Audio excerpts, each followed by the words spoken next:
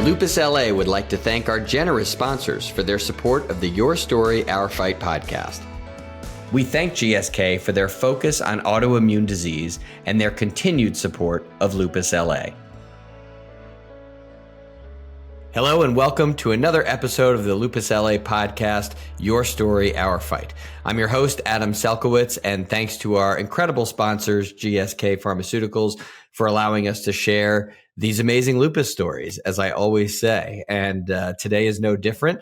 We are joined right from outside of DC today, from Bethesda, Maryland, the heart of the country, by Roxanne Lerner. Roxanne is a health coach and a yoga instructor, but has a really sort of incredible lupus story that I think you're all going to enjoy, which led her on her path to yoga and to being a wellness coach. And we're excited you're here. Welcome to the show. Thank you so much. I'm excited to be here. Excellent. Now you have a really interesting diagnosis story as it relates to your family, but talk to me a little bit about before you were diagnosed. I always like to sort of get this. To me, I feel like the pre-lupus person that you are really informs a lot of how you handle lupus when it comes to you. So tell me a little bit about your early childhood. Sure. So I had a very typical childhood. I was active. I was not sick as a kid. I played a lot of sports. I have a very close-knit family, so I spent a lot of time with family. I had a lot of really great friends. I went to sleepaway camp. I did kind of, the normal sort of typical stuff that kids do. Right. And so then what changed, and what time in your life did you notice something was amiss? So it wasn't until my late 20s that I started to have lupus symptoms. And what's really interesting in hindsight is that I had no idea I was sick. So I was living in New York City. I was working at a job that I thought would be my career forever. I was working in nonprofit fundraising and events, a very large, well-known organization, which I was really loving. After having a few jobs in my earlier 20s that weren't for me, I thought, oh, this is it. This is what I'm going to do for the rest of my life. I loved fundraising. I loved the events. I loved the mission. And I was totally in my element. So I was working a lot by the time I was 27. And what kind of hours, what kind of stress were you under? Nonprofit fundraising and events. Right. Yes, I know those hours. I don't know if our whole audience knows how tough it is, but it is, especially the events, is just a lot of grueling time. It's long hours, but I felt like I was thriving. So it didn't bother me. It really didn't. I'd always been a hard worker, and this was no different. I went all in, maybe a little bit at the expense of my social life at that point, but I was still going out. I was living with my now husband. We were going out on the weekends, having plans. And I remember I was working out a lot. So I was doing everything in a very fast, intense way.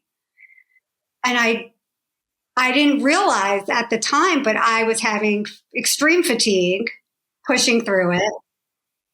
I remember going into the bathroom at work and I would have the butterfly rash, which I didn't know at the time what was happening. My hair was shedding. I had joint pain. But it wasn't until all my lymph nodes swelled up that I went to a doctor, because I realized, I think it was my husband, Todd, who said, something is not right. Tell me a little bit more about how you actually got your diagnosis, because I know you have a lupus celebrity in your family, so that helped out. I do. I have a lupus hero in the family. So after going to my GP and being told that I was incredibly vitamin D deficient, I don't think she really had any suggestions. She might have just sent me on my way, but we have a doctor in the family. So I went to see my great uncle, who is a rheumatologist, who happened to help develop the test for lupus. And he looked at me and we spoke and he said to me, "You have lupus." And I didn't know what that was. Right.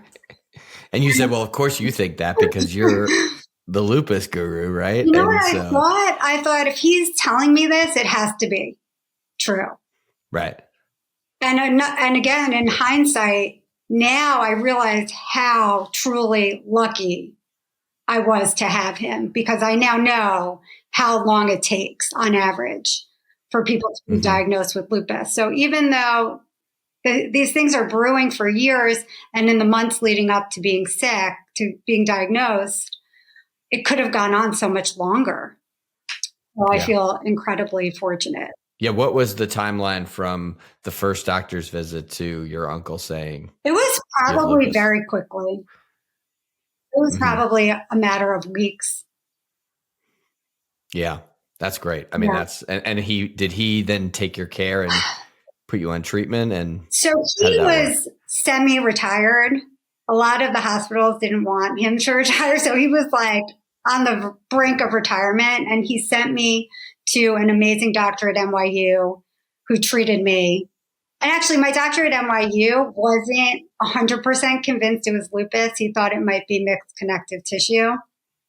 But I think rather quickly, after a biopsy and some more testing, he agreed that it was lupus, and they put me on medications. And so does the medication kind of fix everything right away, or did you have some more peaks and valleys to deal with? The medications did not fix things right away. They definitely helped, and my energy started to improve, but I had to quit working. I was basically homebound. A few months later, I was also really fortunate because a family member was able to give me a part-time job. So I was able to get out of the house, but it was, when I say part-time, it was extremely part-time. I was having to go get. So let me go back just 1 second. So after you get your diagnosis, do you immediately leave the dream job? It was very quickly that I realized that this job was not going to work. That I couldn't work at all. And how does that affect you? I mean, how does within a very short period of time, you're getting diagnosed and then you have to leave this job that you love. Where are you mentally? Painful. It was like gut-wrenching. It was such a terrible feeling. Not only did I feel physically awful, but just the emotional toll that it took on me having to quit this job. It was like the rug being pulled out from under me, because I identified so strongly with work and what I was doing. So that was incredibly traumatic. And so how long were you completely out of work before you got this part-time job? So it probably took me a couple of months to sort of get back on my feet. And when I say get back on my feet, I was still incredibly sick. But the part of me that really enjoys working, that identifies strongly with work, was really lucky. I was able to go into an office part-time, be around people. I'm also very social. I love being with people. So being home by myself was really difficult also. And how does your husband sort of handle this? I mean, you guys are young. You're presumably are you married at this point? We're married, yeah. You're not married. Okay. We weren't married. So how does that happen? I think we were really lucky because we started out as friends. So we met in college. We actually didn't date until many years later. He was actually living in LA and I was living in New York, and we started dating. So he moved to New York. And I think when something so traumatic and scary happens, especially with lupus, because it's so complicated, it's such a complicated disease, I don't think any of us realized what an impact this was going to have long term. Even though he actually would go to some of the seminars at the hospitals, about lupus. He was doing everything he could to understand what was happening. But I think when you're in it, it's you're not necessarily thinking about long term. But he was right by my side, just like both of my parents really, came to my rescue. Everyone kind of had their role in helping me. And were you at this point thinking about marriage? Were you engaged? Were you, and does that enter into the conversation, or does that give you sort of a panic attack about, this, like my job, this could also be in jeopardy? That's such a good question. We're really bonded, the two of us, and he's a really great person. He was always such a good friend. I felt really confident that he wasn't going to leave me. In hindsight, maybe I should have been worried. We kind of joke about it. But he was in it for the long haul. And that is also truly amazing when I stop and think about it. He was, my partner in this and has remained that way for the 14 years that I've had lupus.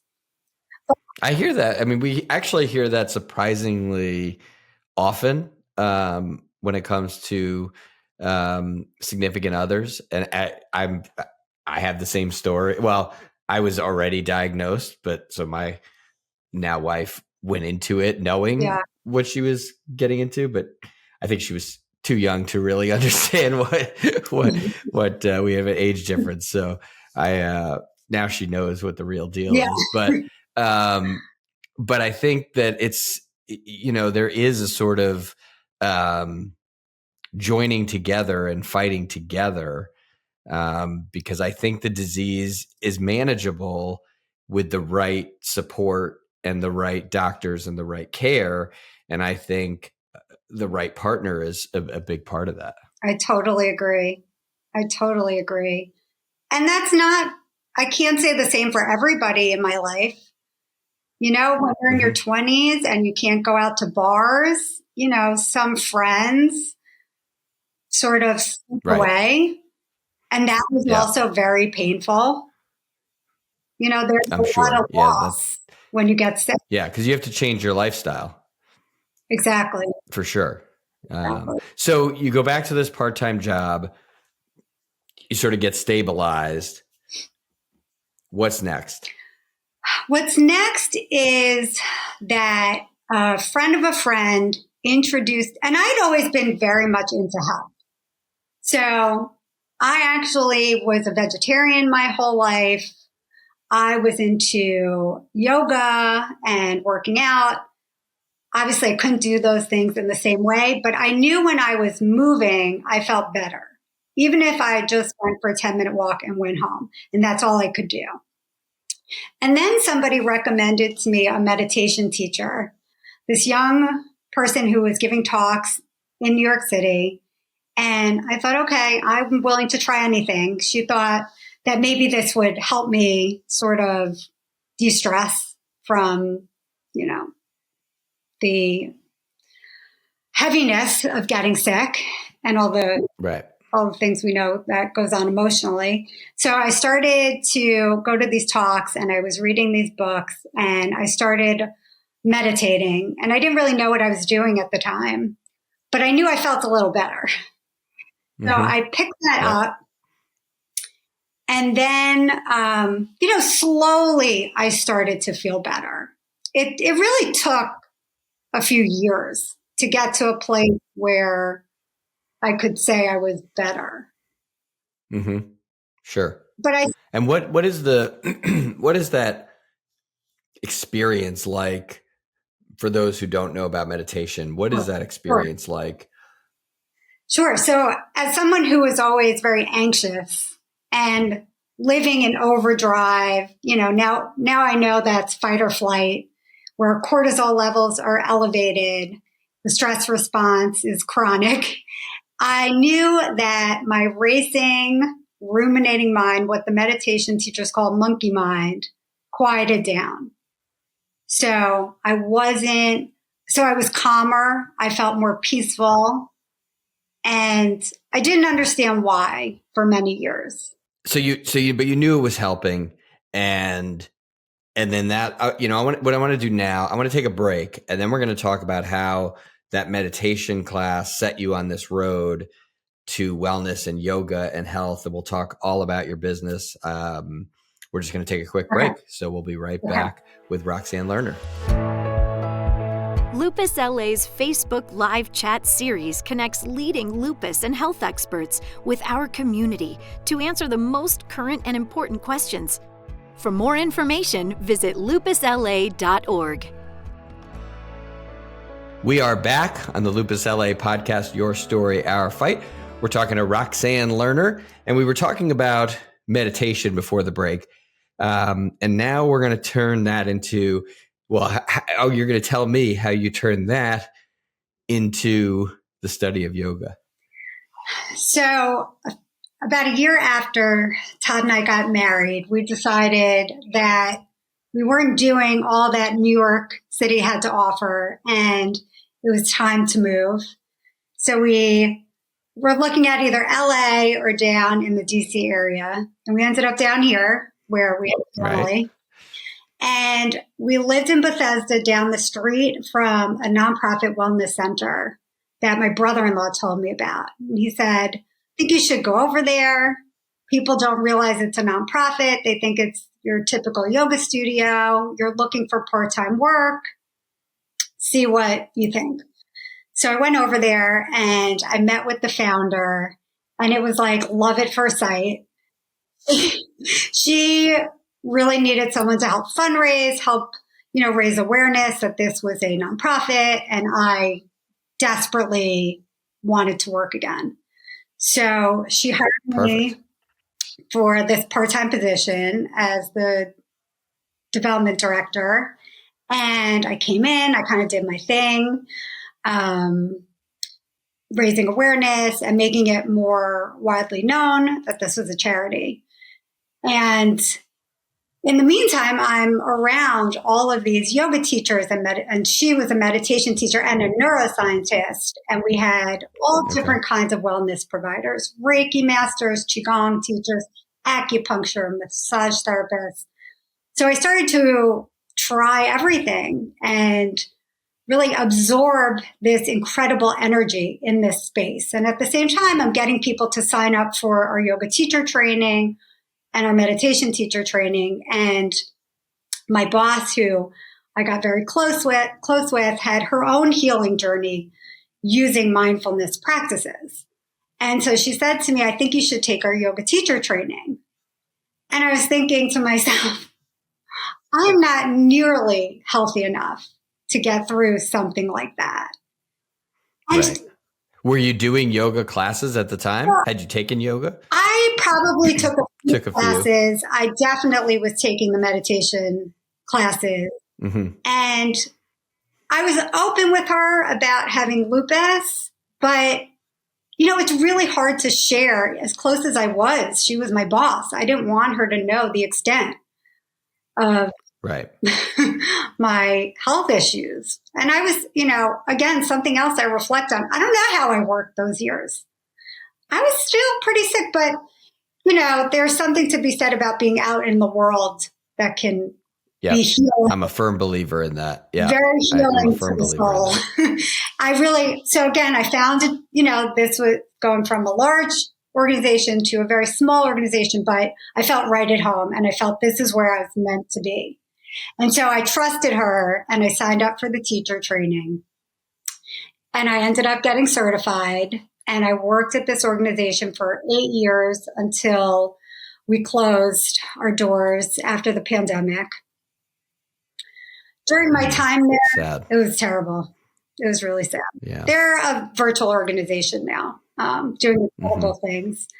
But I had also gone back to school to become a holistic health coach because I knew from my own experience, particularly through functional medicine, the healing nature of diet and lifestyle changes combined with yoga and meditation. And so... Now, you already had a really good diet before lupus, right? Yeah. Did you make other changes? Yeah, yes, I did. I started to eat more. So I'd never eaten red meat. I started to eat a little bit of red meat. I started to eat chicken, fish, shrimp, more proteins. And that really, That's amazing because it goes the other way. A lot of people say, "Oh, I cut out all these things," and you added back in the protein, and everybody has to find the balance. exactly. It's so personal. It's so personal when it comes Yeah, to for diet. sure. So you get the yoga instructor moniker. You go to become a health coach, and so is the plan, I want to create a business from this, or is it I'm trying to experience my own journey, but I know I want to help others? So I was teaching at this organization. The plan was to teach and be a service provider through them. So continue to work for them and, offer my services to our clientele. And then we closed. And the pandemic happened, and I was home with 2 kids, and I just decided I couldn't work for them anymore. It wasn't really fair to anybody. And I had a friend refer her physical therapy client to me for yoga.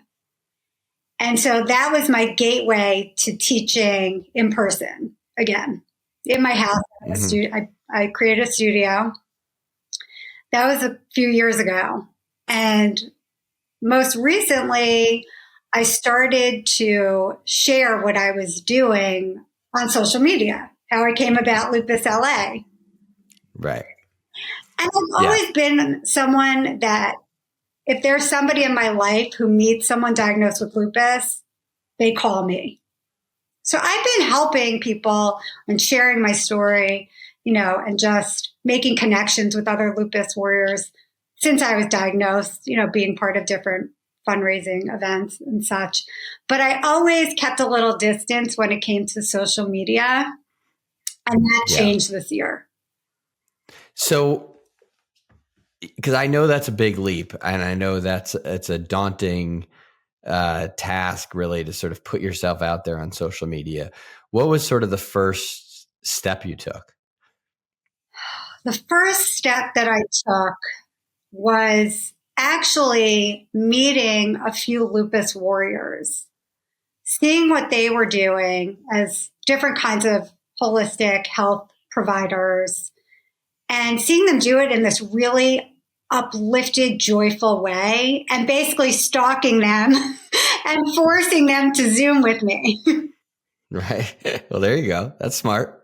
That's good. It's smart because I think doing the research is helpful, because I think a lot of people just start sharing their story, but they don't have a plan or a through line or a mission, or which it's really personal. So I think if that's what you want to do, that's fine.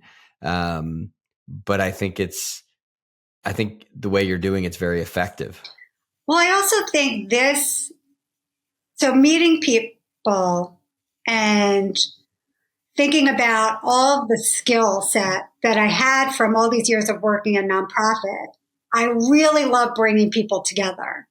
So I started to think about the dynamic of my business in terms of bringing lupus and autoimmune and chronic illness warriors together, taking classes, teaching them what I'd learned, teaching them the science behind these practices and why they're healing and why they help manage symptoms, and telling my story, how I was able to get off many of the medications I was on, most, by calming my nervous system, and then realizing I could share this just like these other lupus warriors in a really upbeat way.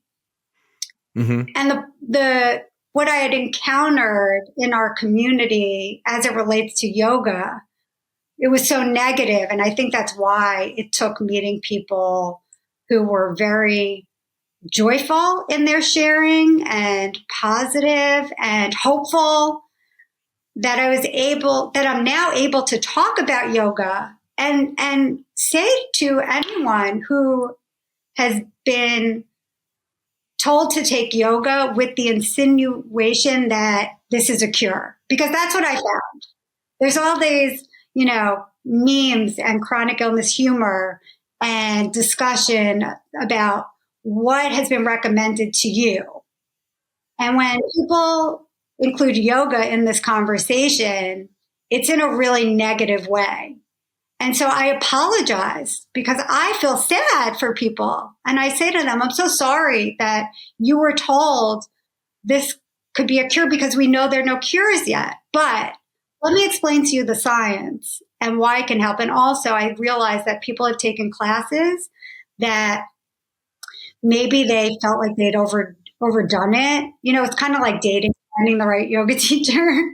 Right. Especially for a lupus patient. Like our bodies are different. Our lives are different. The things we have to do really just have to be looked at through that microscope. And so trying a different type of yoga that's designed for us, if you will, is a different experience. Yeah. Could be a different experience. Yeah. So tell me, what's it been like being out there, being on social media, getting the feedback from, because I know the community is not shy. Yeah. And so I'm sure there's plenty of feedback. There's a lot of people doing this now. We've interviewed a ton of them. And so I don't want to say it's a competitive space, because it's a collaborative space. But what's the feedback been like? It's been amazing. It has been so encouraging. What really pushed me to relaunch my business as a virtual yoga and wellness studio for our community was being asked to be on a podcast in the beginning of the year. And a different podcast. I understand. There are others. And this lupus warrior, another lupus warrior hosts this podcast. She asked me, well, how can I share your services? This is so amazing what you're doing. So I really just jumped right in to rebrand and design the studio as a place for people to come take classes together or take private classes or health coaching services. But, the feedback I got from all these amazing people on Instagram, it just has me wanting to do more and more and more. I think I've opened up people's eyes to what these practices can do for us. And so they're interested and they really want to be a part of something, because the worst feeling in the world having lupus is feeling alone. Mm-hmm. So that's a huge element to what I'm trying. Yeah, no, I think that's totally right. I mean, I think anytime you can bring the lupus community together and around health and wellness and around just, ways that people can self-heal and self-improve and at least feel like they have some ownership over their own care, I think that's really important and really valuable. And we will, of course, share how people can get to you. We'll put it at the bottom of the screen there so that you can get more people to be inspired and to embrace what you're offering, because it's really meaningful and special. And I love the fact that you got there through your own journey of discovery, and it's really impressive. So what's next? What's on the agenda for the future of your company? I would love to do more to support nonprofit organizations. I would love to host virtual events and fundraisers, because I think it's so important to give back, to support, places like Lupus LA and all the great things you're doing. I see it as something much bigger than me, but using, my background, what I'm doing, I can do in a different way. Well, we'd be happy to have that, of course. I mean, Lupus LA always, we're a lean and mean organization that, has gone through lots of iterations and changes as the years dictate. I mean, we started out funding, thousands of dollars, hundreds of thousands of dollars of research a year. And now we're almost exclusively patient care and patient services. And that's just been the evolution of what the industry, I don't want to say industry, but what the lupus community needs. But yet there still has to be a big fundraising element to it. It's still a big operation. And the more funds an organization like ours can raise, the more services we can provide, and the more podcasts we can do, and the more virtual programming we can do. And I think having people like you associated with Lupus LA is really important to our mission. And I think there's mutual benefit there, which is great. Yeah, it would be my honor. It just fills my heart up. So thank you. So give me before we leave, what's your piece of advice for somebody who's a lupus patient who's never taken a yoga class? They think, no way I could do that. That's for other people. What do you tell those people? I tell everyone, and I put this out there every single day, I show myself doing these practices that are short, simple, and effective. A 1-minute breathwork practice can change the course of your day, which may sound ridiculous to someone, but the reason is you're calming your nervous system, which lowers your stress hormones, your cortisol levels, and that lowers inflammation. We know lupus is an inflammatory disease. So the inflammation goes down and your symptoms start to improve. But starting with 1 minute and just feeling a wave of relief can set you up to continue to use these tools in your daily life. So it can start with 1 minute. And 1 minute. I think that's good. That's if everybody can do a minute, right? So, Roxanne, thank you so much for being a part of this podcast and for all that you're doing for the lupus community. It's been a real pleasure to talk to you. Thank you so much for having me. On behalf of the entire team at Lupus LA, we thank you for joining the Your Story, Our Fight podcast. Please tune in, spread the word, and come back for more inspiring lupus stories. I'm your host, Adam Selkowitz, wishing you good health, and to always remember, your story is our fight.